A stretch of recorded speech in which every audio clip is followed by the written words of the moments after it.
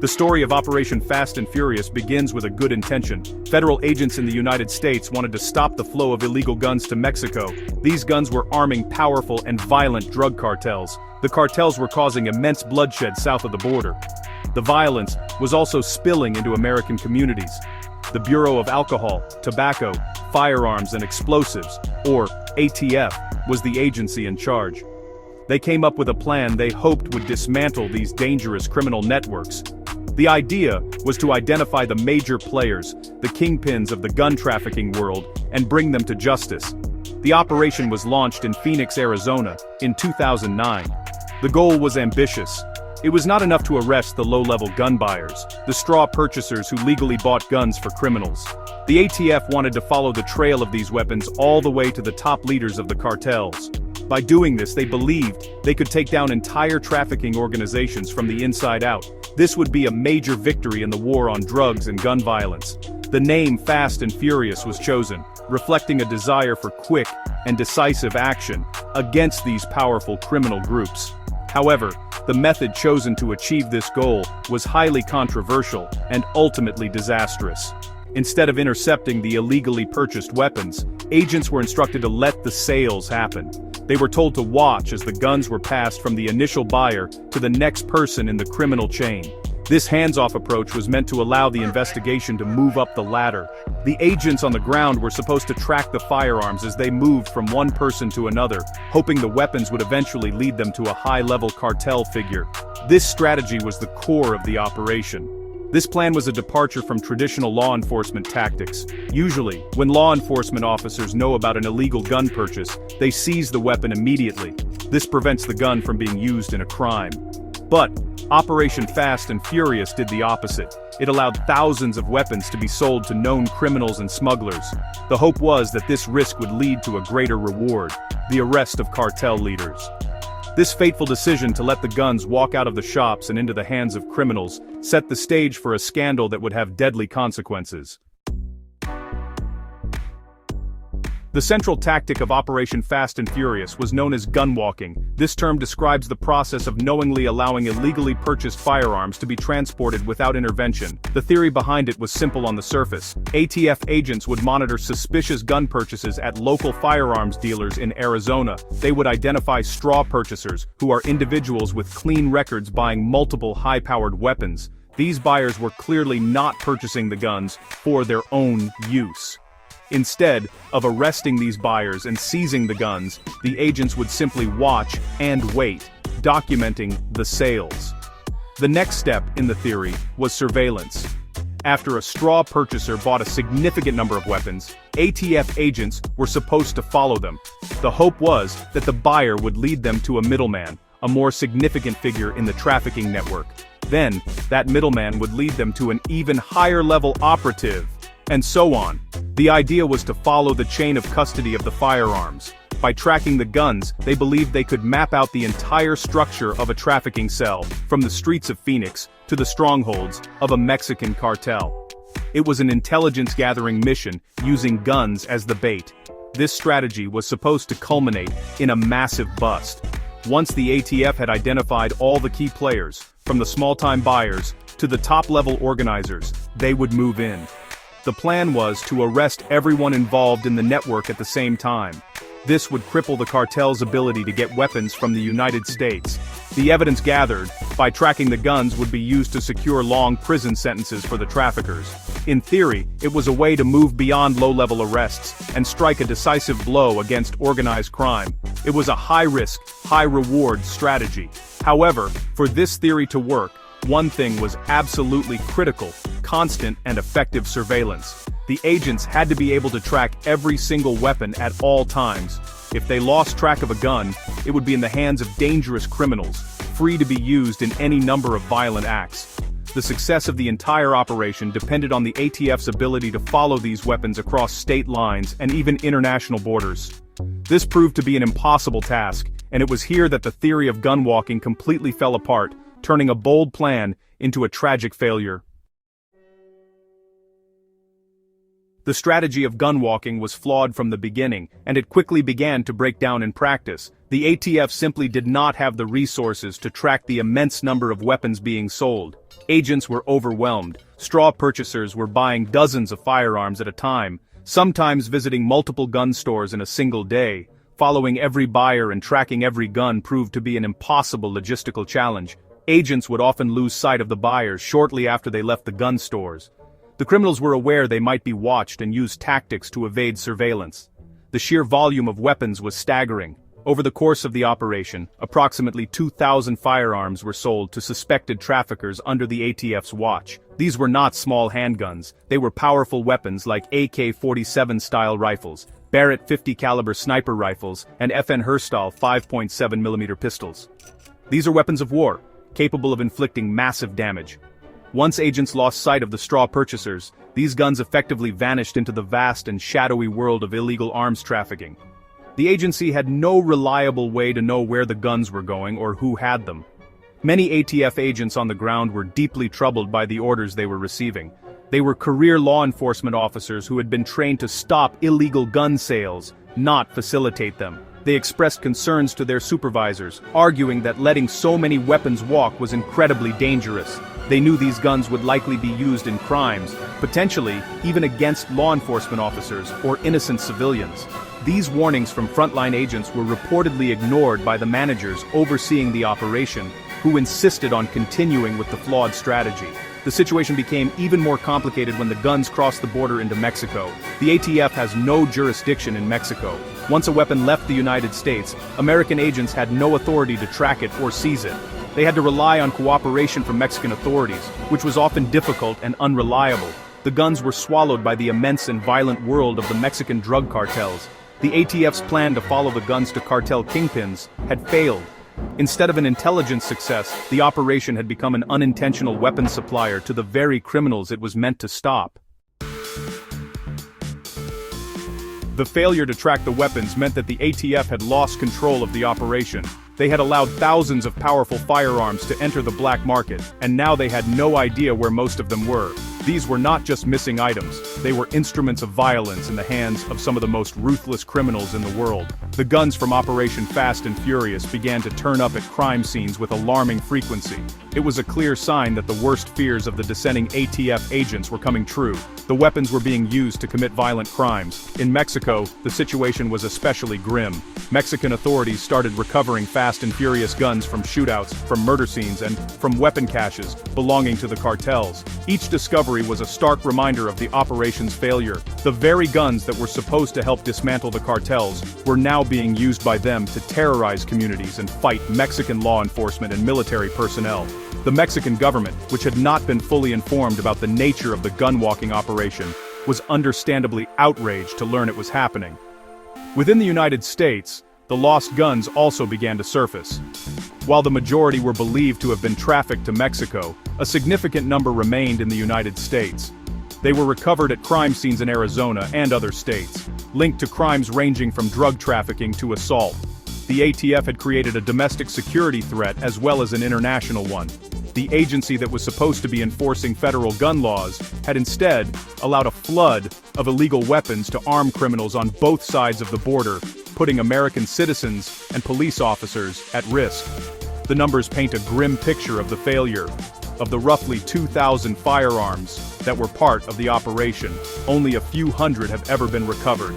The vast majority, well over 1,000 guns, remain unaccounted for to this day. They are still out there, in the hands of criminals. This is the enduring legacy of Operation Fast and Furious, a massive arsenal of lost weapons that continues to fuel violence.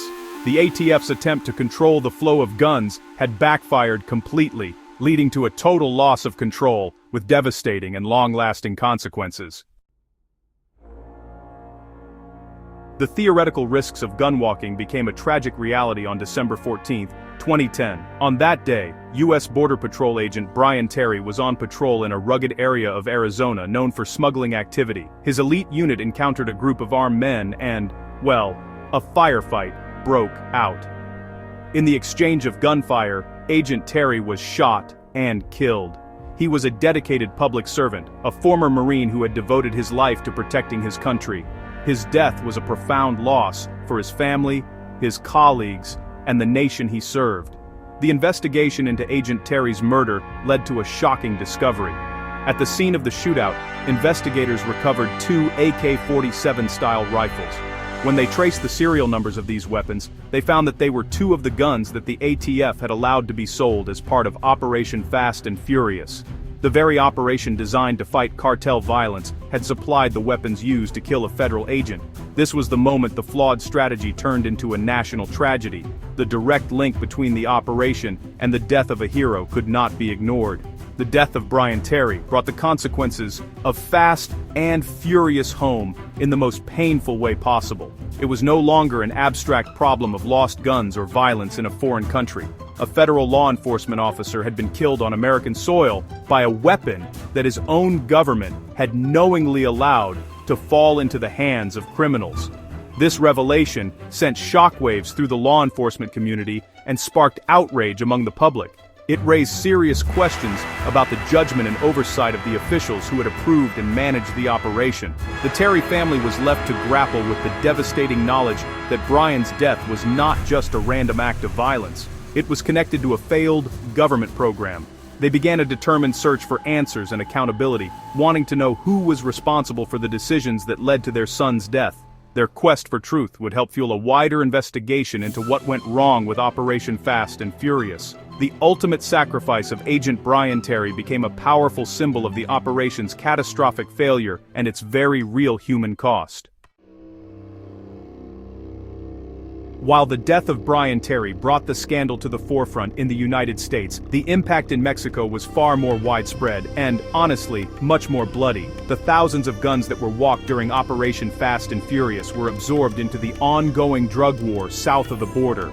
This was a conflict already marked by extreme brutality, and the infusion of high-powered American weapons only made it worse. The Sinaloa cartel, one of the primary targets of the operation, was a major recipient of these firearms. They used them to fight rival cartels and to wage war against the Mexican government. It's impossible to know the exact number of people in Mexico who were killed or injured by Fast and Furious weapons. The tracking was poor, and the chaos of the cartel war makes it difficult to trace every gun. However, Mexican officials reported that Fast and Furious weapons were found at numerous gruesome crime scenes. They were linked to kidnappings, massacres, and assassinations. It's estimated that hundreds of Mexican citizens, including police officers, soldiers, and innocent civilians, were victims of the violence fueled by these guns. The operation, intended to help Mexico, had instead poured gasoline on a fire. The Mexican government was deeply angered by the discovery of the operation. They felt betrayed. American officials had been publicly talking about the need to stop the flow of guns to Mexico, while secretly another part of the government was allowing it to happen. This created a major diplomatic crisis between the two countries, damaging the trust that is essential for cooperation in fighting transnational crime. The Attorney General of Mexico at the time publicly condemned the operation, stating that it was a violation of their sovereignty and that it had resulted in the deaths of many of their people. The story of the violence in Mexico really highlights the profound arrogance at the heart of the Fast and Furious strategy. The plan was conceived and executed without proper consultation with Mexican partners. It treated the country of Mexico not as a sovereign ally, but as a playing field for a risky American law enforcement experiment. The real-world consequences for the Mexican people were not given enough weight by the operation's planners. The echoes of the gunfire from Fast and Furious weapons still resonate in Mexico, a painful reminder of a well-intentioned plan that went horribly and violently wrong. The death of Agent Brian Terry was the catalyst that transformed Operation Fast and Furious from a failed law enforcement tactic into a major political scandal. Whistleblowers within the ATF, agents who had been concerned about the program for months, began to come forward. They shared their stories with members of Congress and with journalists. These brave agents, including John Dodson, revealed that their supervisors had ordered them to stand by and watch as guns were sold to criminals. Dodson's famous quote, "I cannot believe we are doing this," captured the frustration and disbelief of many agents on the ground. As these revelations came to light, Congress launched a full-scale investigation. The House Committee on Oversight and Government Reform, led by Chairman Darrell Issa and Senator Chuck Grassley, took the lead. They began holding hearings, demanding documents and calling officials from the ATF and the Department of Justice to testify. Their goal was to find out who had authorized this reckless strategy, why warnings from agents were ignored, and how high up the chain of command the knowledge of this program went. The search for truth and accountability had begun. The response from the Department of Justice was initially one of denial. Officials, including Attorney General Eric Holder, first told Congress that the ATF did not practice or permit gunwalking. They claimed that the allegations were false. However, as more evidence emerged, including internal emails and testimony from the whistleblowers, it became clear that this was not true. The DOJ was forced to retract its initial denials, admitting that the gunwalking tactic was indeed central to Operation Fast and Furious. This reversal damaged the department's credibility and intensified the congressional investigation. The scandal grew as the Department of Justice resisted turning over documents related to the operation. The Congressional Committee issued a subpoena for the documents, but the DOJ refused to comply fully, citing internal deliberation privileges. This led to a major constitutional confrontation between the legislative and executive branches of government. The House of Representatives eventually voted to hold Attorney General Eric Holder in contempt of Congress, a rare and serious step. The scandal was no longer just about a failed gun-running operation. It was about transparency, accountability, and a struggle for power in Washington. In the wake of the scandal, there was a widespread call for accountability. Who should be held responsible for the disastrous operation? Several key officials at the ATF and the Department of Justice either resigned, retired, or were reassigned. The acting director of the ATF, Kenneth Melson, was moved to a different position at the DOJ. The U.S. Attorney for Arizona, Dennis Burke, resigned. Several other managers and supervisors involved in overseeing Fast and Furious also left their posts. However, many critics felt that these personnel changes did not amount to true accountability. A report from the Department of Justice's Inspector General was released in 2012. This comprehensive report detailed a series of extraordinary and reckless mistakes made by the ATF and the DOJ. It criticized the operation's concept and execution, highlighting a dangerous lack of oversight and poor judgment from supervisors all the way up the chain. The report found fault with more than a dozen officials, but it did not find evidence that the Attorney General or other top political appointees at the DOJ knew about or approved the gunwalking tactics when they were happening. For many, especially the family of Brian Terry and the whistleblowers, the Inspector General's report was not enough. They believed that high-level officials had escaped responsibility. No one was criminally prosecuted for their role in the operation. The debate over who was ultimately responsible continued for years. The political fallout was significant, straining relationships between law enforcement agencies and creating a deep sense of distrust between Congress and the Department of Justice. The name Fast and Furious became synonymous with government incompetence and scandal. The aftermath of the operation also brought about changes in policy. The Department of Justice explicitly banned the use of gunwalking as an investigative tactic. New guidelines were put in place to ensure that such a reckless strategy would never be used again. The ATF also underwent leadership changes and internal reviews to address the systemic problems that allowed Fast and Furious to happen.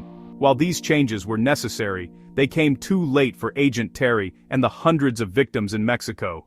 The scandal left a permanent scar on the reputation of federal law enforcement. The most important lesson from Operation Fast and Furious is about the danger of good intentions not being enough. The goal of stopping cartel violence was noble, but the method chosen was fundamentally flawed and reckless. It shows that in law enforcement, the how is just as important as the why. Risky strategies that endanger the public and law enforcement officers are unacceptable, no matter how ambitious the goal. The operation serves as a powerful cautionary tale about the need for careful planning, risk assessment, and common sense in government operations. A plan that sounds bold in a briefing room can have deadly consequences in the real world. Another key lesson is the importance of listening to people on the front lines. The ATF agents who were ordered to carry out the gunwalking knew it was a bad idea. They raised concerns, but their supervisors ignored them. This highlights a critical breakdown in communication and a failure of leadership. A healthy organization, whether in government or business, must have a culture where employees feel safe to voice dissent and where leaders are willing to listen to warnings from below. If the managers of Fast and Furious had listened to their agents, the tragedy could have been avoided. The scandal also underscores the vital role of whistleblowers and congressional oversight in holding the government accountable. Without the brave ATF agents who spoke out, and the persistent investigation by Congress, the full truth about Fast and Furious might never have come to light. It shows that these mechanisms are essential checks on the power of the executive branch. They ensure that when government agencies make terrible mistakes, they can be exposed and held responsible. The public has a right to know what its government is doing, especially when those actions lead to loss of life. Today, on January 5, 2026, the story of Operation Fast and Furious remains relevant. It's a stark reminder of the potential for government overreach and incompetence. It continues to influence policies on law enforcement tactics and international cooperation. For the families of the victims, like the family of Brian Terry, the pain never goes away. Their loss serves as a permanent reminder of the human cost of this failed operation. The legacy of Fast and Furious is one of caution, a warning that must be remembered to prevent such a disastrous scandal from ever happening again.